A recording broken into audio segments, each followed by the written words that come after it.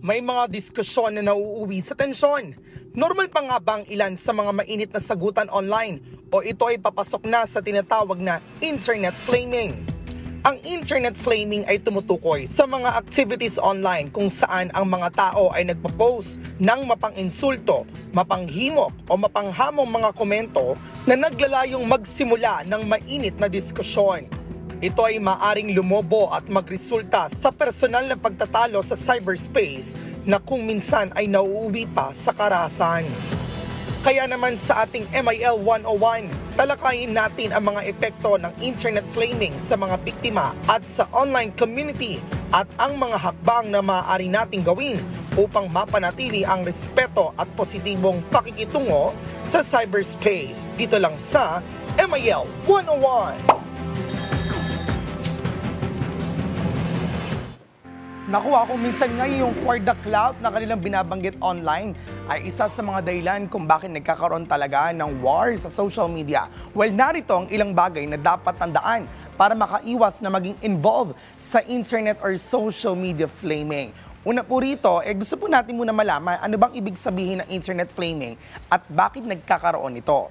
Ang internet flaming po ay ang pagpo-post ng mga provocative o mapang-insultong komento online upang makapagsimula ng away o magpasiklab ng emosyon ng iba. Isa sa mga ugat po kung bakit nagkakaroon nitong internet flaming ay ang pagkakaroon ng magkakaibang opinyon, hindi pagkakaintindihan o kung minsan naman ay sadyang nais lamang manggulo ng isang tao.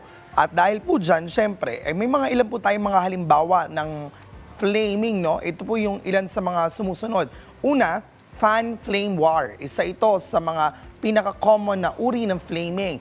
Maaring ang sentro ng diskusyon ay sa TV series, movies, love team at mga grupo, lalo na pagdating sa K-pop world. Siyempre, may mga sarili po tayong biases at kung minsan ay pinagtatanggol po natin kung sino po yung gusto natin o yung iniidolo natin at hindi ito pabor sa iba at minsan naging dahilan ito para sa away.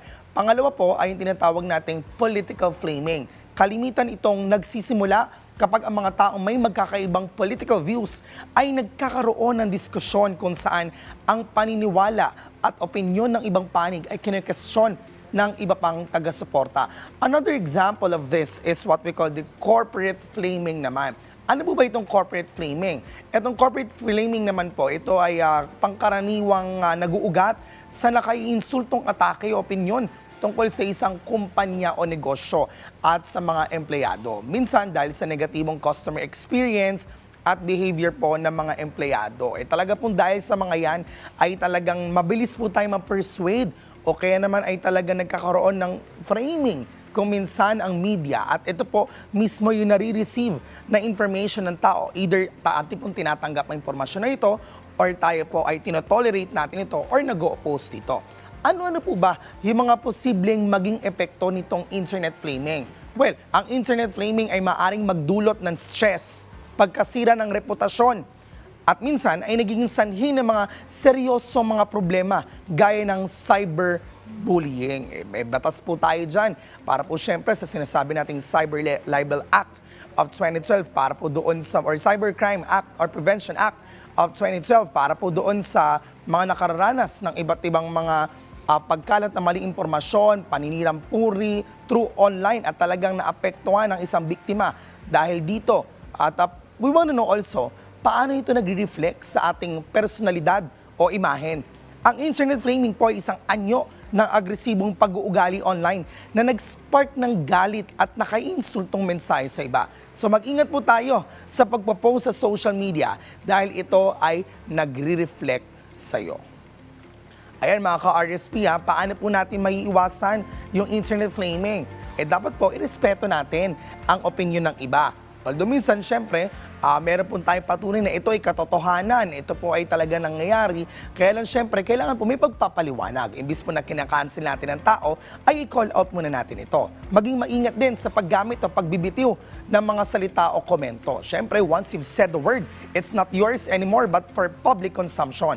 Umiwas sa mga provocative na diskusyon hanggat maaari kung wala namang basihan o ebidensya ang ating mga sinasabi, ay magandang wag muna po tayong magsalita. Huwag din patulan ang mga komento at kung kinakailangan ng humingi ng suportang legal. Syempre po, no, bukod po dun sa ebidensya ang atin nasabi, kung minsan po kasi yung ating emosyon, kung tayo po ay tama, pero dahil po sa ating emosyon naging mali tayo, ang nagpapatama sa mali at nagpapamali sa tama ay emosyon. Kaya po dapat ang ating paggamit ng social media ay hindi po hinahaluan ng emosyon because we can curse kapag po tayo ay galit and we can even promise when we're happy. So dapat po balance ang ating emosyon.